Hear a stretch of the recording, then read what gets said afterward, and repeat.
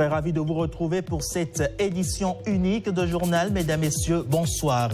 À la une de l'actualité, une facture moins lourde pour les commerçants des marchés modernes. Le gouvernement décide de réduire les redevances mensuelles. Une mesure très attendue qui vise à soutenir les activités commerciales et à rendre les paiements plus accessibles. Le compte à rebours est lancé. Le 15 juillet prochain, les meilleurs ambassadeurs de la gastronomie béninoise se retrouveront en finale du concours Les Nouveaux Chefs. Entre créativité, tradition et excellence culinaire, vous le verrez, cette compétition entend révéler les richesses du patrimoine gastronomique national et promouvoir la destination Bénin. Et hors du Bénin, le Nigeria, où un avertissement du programme alimentaire mondial révèle la recrudescence des violences dans le nord du pays qui entraîne une hausse de l'insécurité alimentaire à un niveau inédit depuis 10 ans. Pendant ce temps, les Algériens, eux, ont voté ce jeudi pour élire le 8e parlement multipartite du pays. Pendant ce temps, en Ukraine, une attaque d'une ampleur inédite a eu lieu dans la nuit d'hier à ce jour sur la ville de Kiev. Les frappes russes ont fait au moins 17 morts et 86 blessés. Mais avant tout ceci, démarrons avec cette liste qui dessine une volonté d'équilibrer les profils et les expériences au service de la nouvelle institution. Ils sont désormais connus, les visages appelés à écrire les premières pages de l'histoire du Sénat béninois. Au-delà des membres de droit, 14 personnalités viennent d'être désignées par le gouvernement. Parmi elles, des figures bien connues de la vie politique et institutionnelle, à l'image de Paul Rumpé ou encore d'Ousmane Batoko, une décision majeure prise à l'issue du Conseil des ministres d'hier. Retour sur les principales décisions gouvernementales avec le porte-parole du gouvernement dans ce récit de Koudous Abdoulaye. Les anciens ministres constituent le groupe le plus représenté. Il s'agit d'Alassane Seydou, de Fortuné Alain Nouati, de Pascal Irénée Koupaki, d'Adidjato Matis et de Sakalafia. Tous sont occupés d'importantes fonctions gouvernementales et disposent d'une solide expérience de la gestion des affaires publiques. Les anciens présidents d'institutions de la République sont également représentés. Ousmane Batoko, ancien président de la Cour suprême, et Emmanuel Tiando, ancien président de la Commission électorale nationale autonome Sénat, apportent leur expertise dans les domaines de la justice et de la gouvernance électorale. Les anciens hauts responsables des forces de défense et de sécurité figurent aussi parmi les personnalités désignées. Le général de brigade aérienne Tafa Adam, le général de brigade Robert Gouian et le capitaine de vaisseau Major Albert Ezi Badou ont marqué leur carrière par des responsabilités de premier plan dans le secteur de la défense et de la sécurité. Les personnalités politiques et administratives complètent cette liste. Paul Rumpé, figure de la classe politique béninoise, Abraham Zizindouhoué, ancien ministre et juriste, Charles Toko, ancien maire de Parakou et ancien député, ainsi que Raimi Amadou, acteur de la vie publique, mettent leur expérience respective au service de cette nouvelle institution. À travers ces désignations, les autorités ont privilégié des profils aux compétences complémentaires issus des sphères politiques, administratives, judiciaires et sécuritaires pour accompagner les travaux du Sénat. Et d'une décision à une autre, voyons à présent cette mesure très attendue par des milliers de commerçants à travers le pays, une bouffée d'oxygène pour les usagers des marchés modernes du Bénin. Le gouvernement revoit à la baisse les redevances mensuelles dues par les commerçants. Objectif, alléger leurs charges et faciliter le paiement de ces redevances. L'annonce a été faite par la ministre du Commerce aux bénéficiaires. Reportage Koudous Abdoulaye, Mathieu Degbeglo. C'est une promesse de campagne qui a été tenue. Le président Romia Douadaï joint l'acte à la parole en baissant les montants des redevances à payer par les usagers des marchés du Bénin. Des baisses significatives allant de 15 à 30% pour le plus grand nombre. Donc aujourd'hui, le plus grand nombre des femmes installées dans les marchés bénéficieront d'un abattement de 30%. La décision est prise en Conseil des ministres. Elle soulage ces commerçants des marchés confrontés à des difficultés de paiement. Les centres des marchés urbains, on passera de 18 000 francs le mois à 12 000 francs le mois, soit un tiers de baisse. Tous les marchés sont concernés, y compris les marchés dont les redevances ont été annoncées, qui n'ont pas encore été ouverts. Il s'agit de Tokpa Daro et de Tokpa Yoyo. Donc, tous les marchés sur l'étendue du territoire bénéficient donc de cette baisse de redevances, puisque c'est un engagement que le président de la République Ouaddagne avait pris. Pour ces usagers, cette baisse représente plus qu'un simple allègement financier. Elle redonne de l'espoir et favorise un meilleur respect des obligations de paiement. Notre ministre de tutelle nous a informé qu'on paiera désormais 12 000 francs CFA. C'est une nouvelle qui nous réjouit énormément. Un soulagement pour les usagers, mais aussi un pari gagné pour le gouvernement. Et l'emploi, la formation et l'entrepreneuriat restent aussi au cœur des priorités gouvernementales. Tenez, la ministre des Petites et Moyennes Entreprises et de la Promotion de l'Emploi, chargée de la formation professionnelle, était sur le terrain hier, mercredi 1er juillet. Une visite qui l'a conduite à l'Agence nationale pour l'emploi, NPE, puis à la GDIZ de Glodjibé pour apprécier les dispositifs d'accompagnement des demandeurs d'emploi et des entreprises. Sur cette trace, Ghislain Poguet et Jacob Tochoedo. Après-midi chargé pour la ministre des Petites et Moyennes Entreprises et de la Promotion de l'Emploi, chargée de la formation professionnelle. L'Agence nationale pour l'emploi d'abord, ANPE. Quand on parle ministère des Petites et Moyennes Entreprises et de la Promotion de l'Emploi, on va parler PME, mais on va surtout parler emploi, qui est une donnée importante parce que crucial, touchant le cœur de notre population, les jeunes. L'emploi des jeunes est une préoccupation majeure dans la descente sur le terrain de la ministre.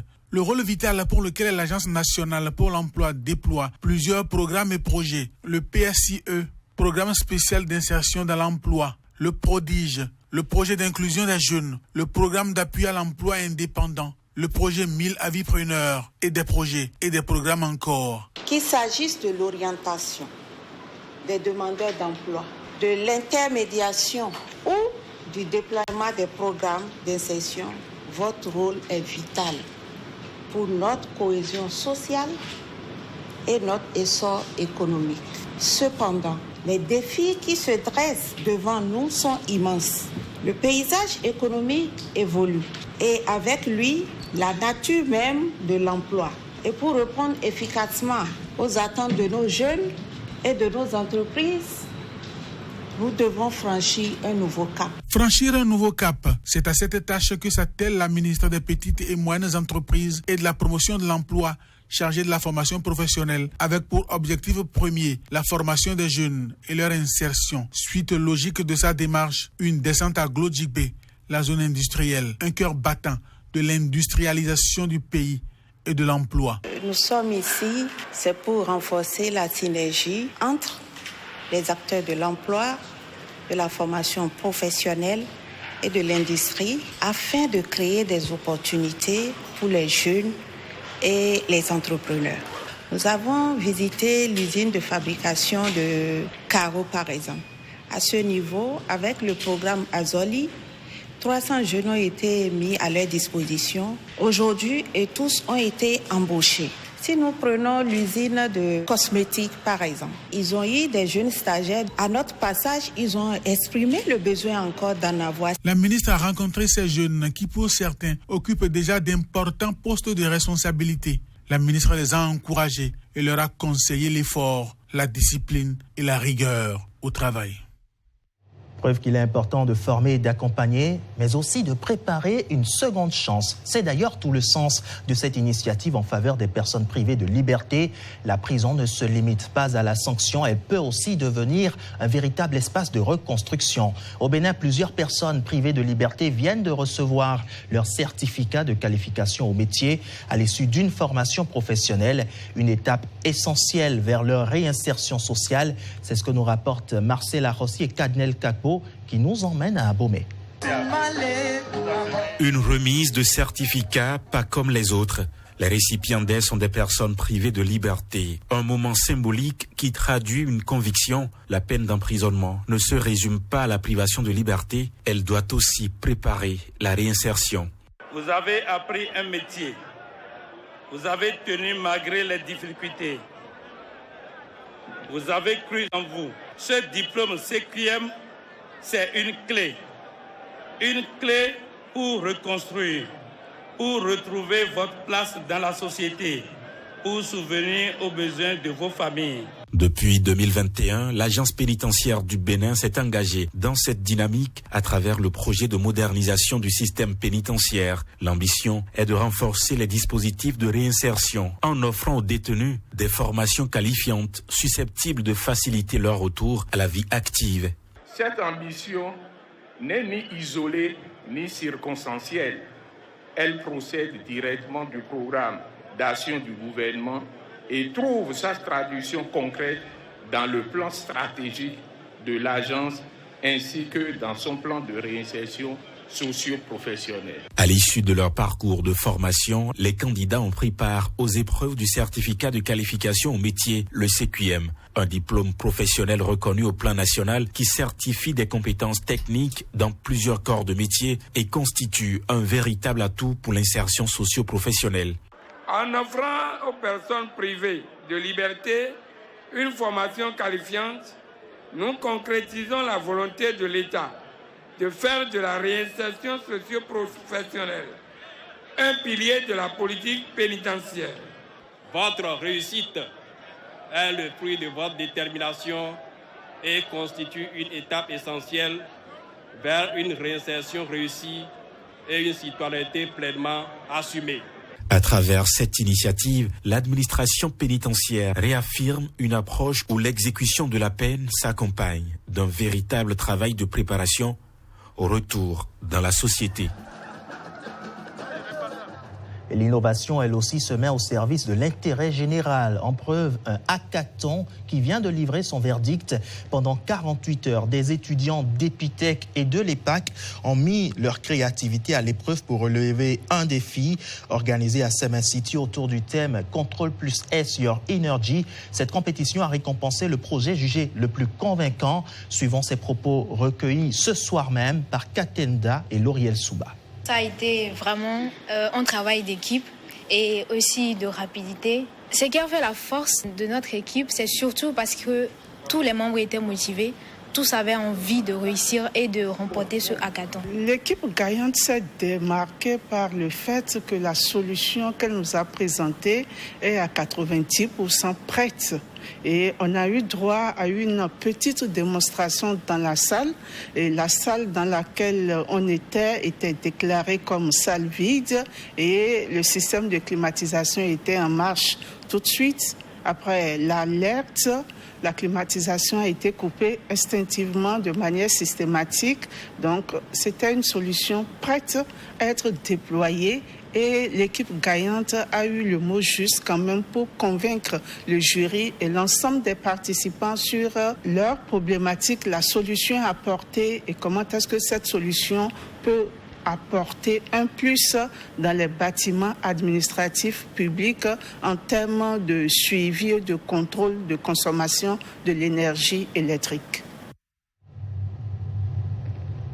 À suivre donc dans nos prochaines éditions le compte-rendu de cette compétition qui visait essentiellement à trouver des solutions innovantes contre le gaspillage énergétique.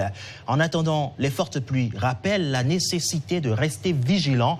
À chaque épisode pluvieux, plusieurs quartiers renouent avec les risques d'inondation. Depuis quelques jours, les équipes de l'Agence béninoise de protection civile sont mobilisées pour porter assistance aux populations et limiter les dégâts. Constat à Akpakpa Donatin dans le 1er arrondissement de Cotonou avec Pedro Messangbewa et Élisée Legbeignan. Des eaux diluviennes ont envahi la cour de ce magasin de stockage de riz.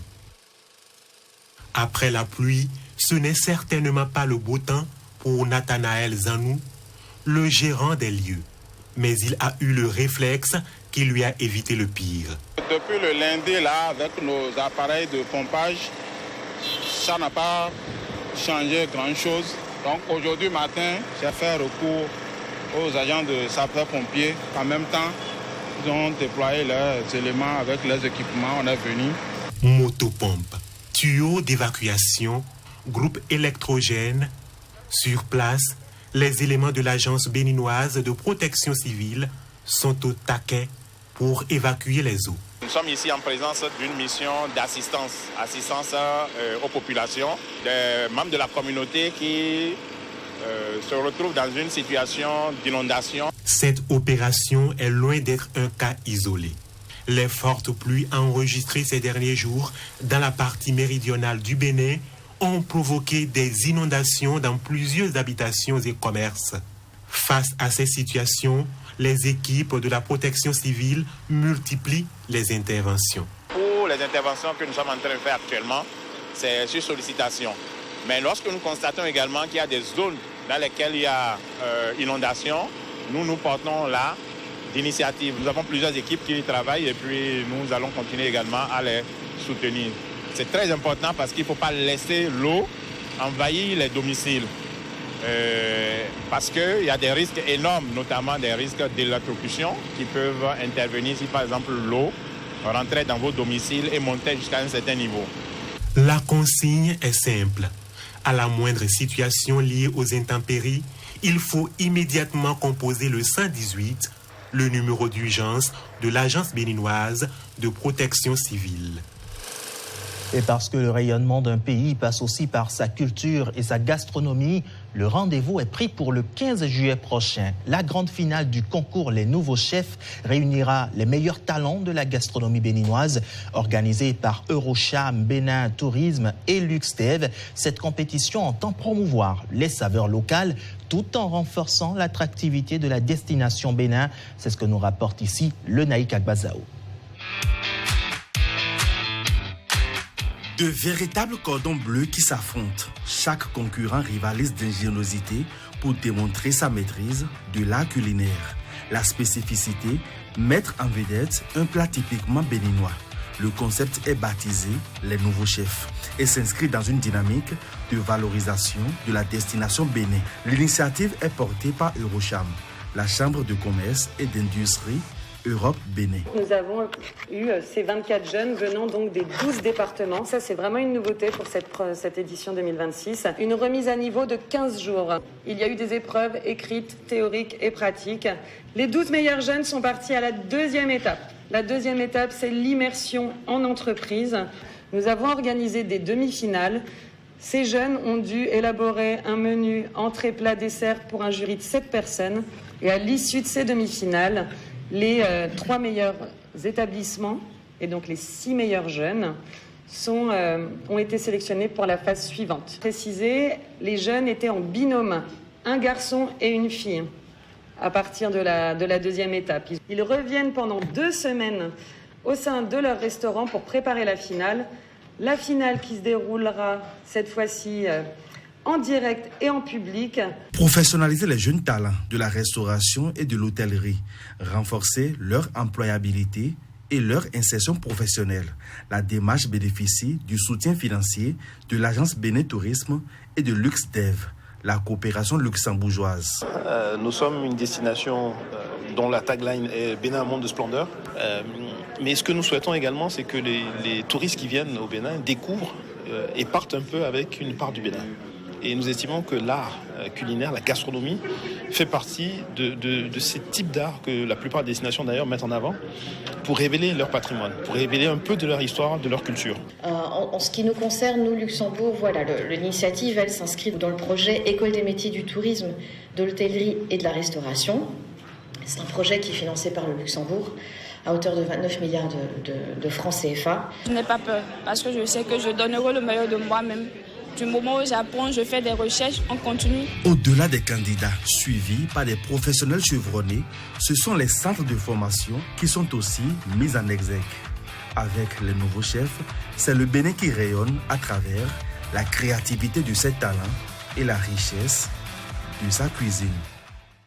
Et l'histoire du Bénin, elle aussi, continue d'inspirer les créateurs. Les trésors royaux du Bénin poursuivent leur voyage, cette fois dans l'univers de la bande dessinée. Avec Dokun, leur histoire renaît sous le trait des illustrateurs. Entre récits historiques et regards documentaires, une œuvre qui retrace leur parcours de l'exil à leur retour hautement symbolique.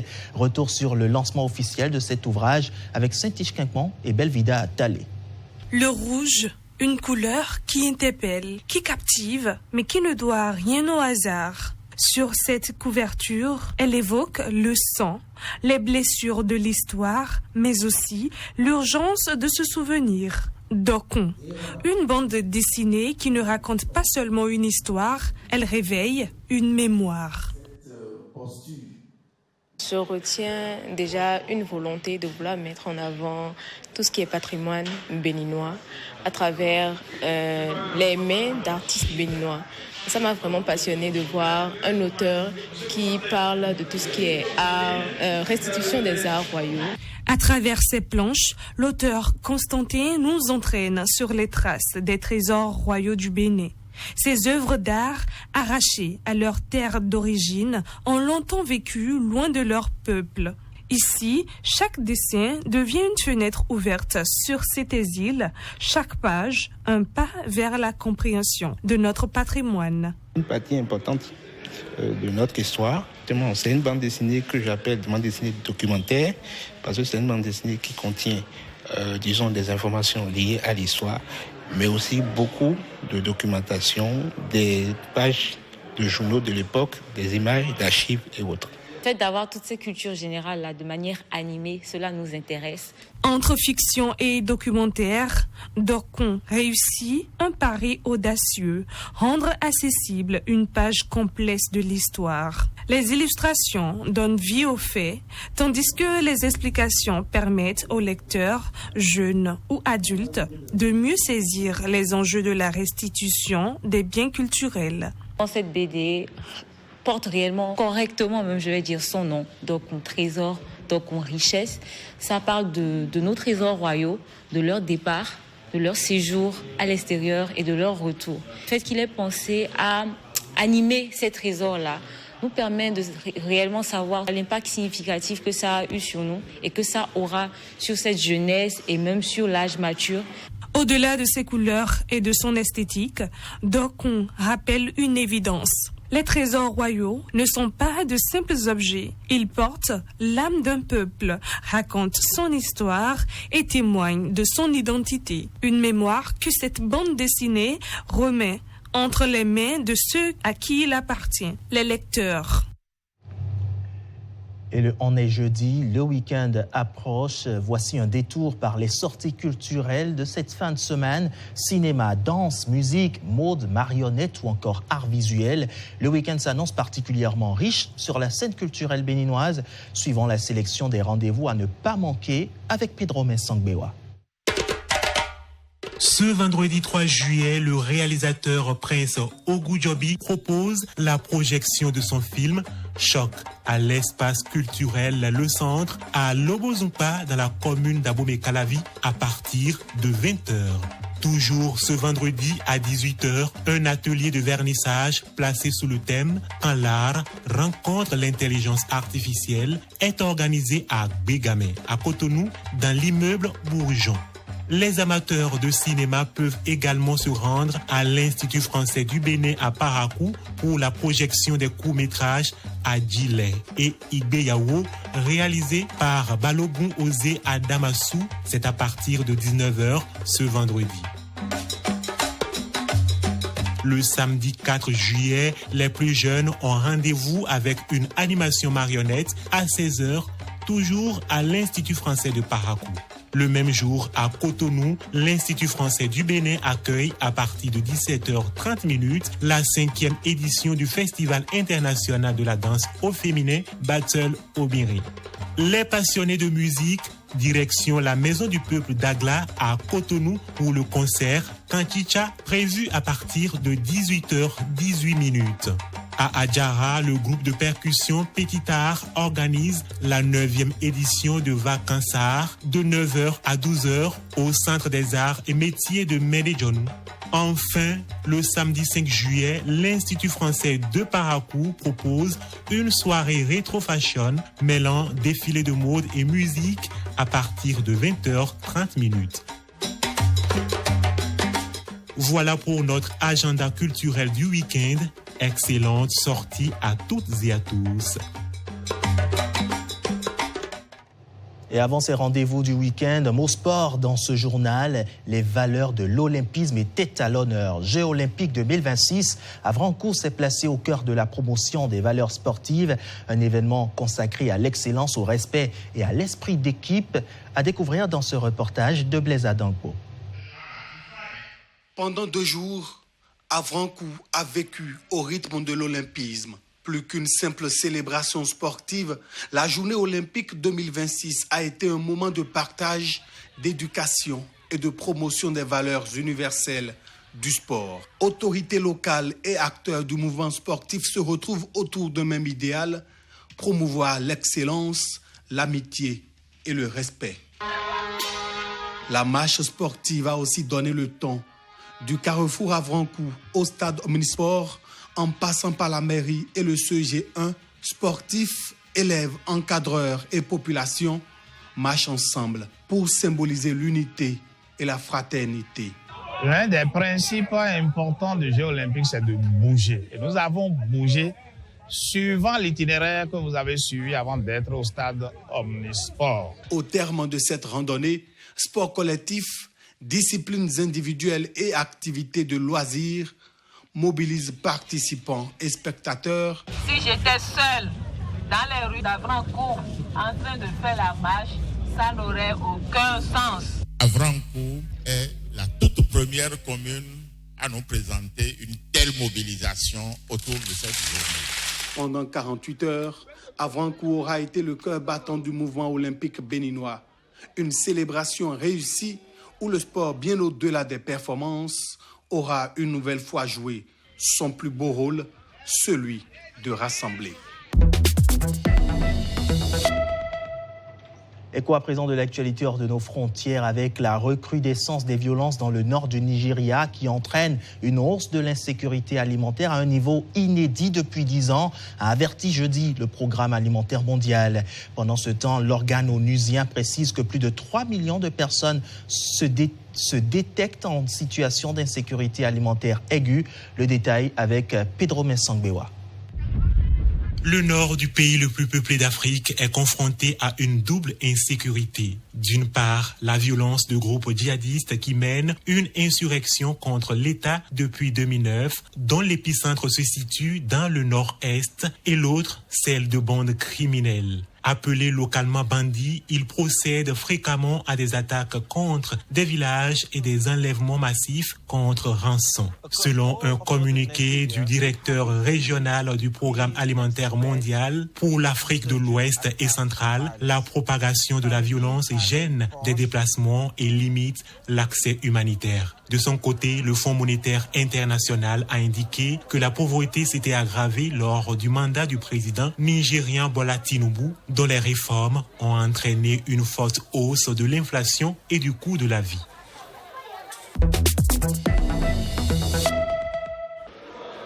Près de 25 millions d'Algériens étaient appelés ce jeudi aux urnes pour élire les membres de leur nouveau Parlement avec le taux de participation comme enjeu majeur. Le scrutin s'est tenu sur fond de controverses liées à l'invalidation d'environ un tiers des listes. Plusieurs partis dénoncent leur exclusion de certaines circonscriptions, notamment dans la capitale Alger. Les formations proches du pouvoir, comme le Front de Libération Nationale, devraient, sauf surprise, dominer l'élection de la nouvelle Assemblée populaire nationale. Au total, 407 sièges sont à pourvoir pour un mandat de 5 ans.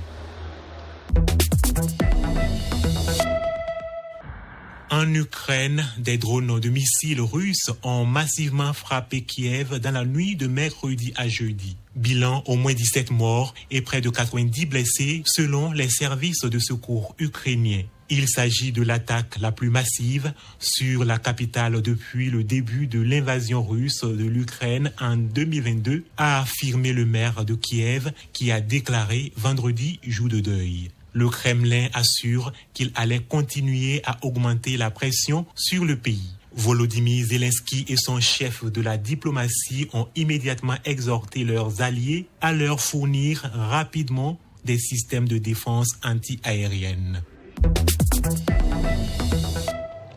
C'est tout pour le point de l'actualité de ce jour. Merci de nous avoir suivis. Retrouvez cette édition sur les différentes plateformes digitales de Bénin TV et sur le site internet www.srtb.bj. Excellente nuit à toutes et à tous. Je vous retrouve demain, même heure, même plaisir. Bonsoir chez vous.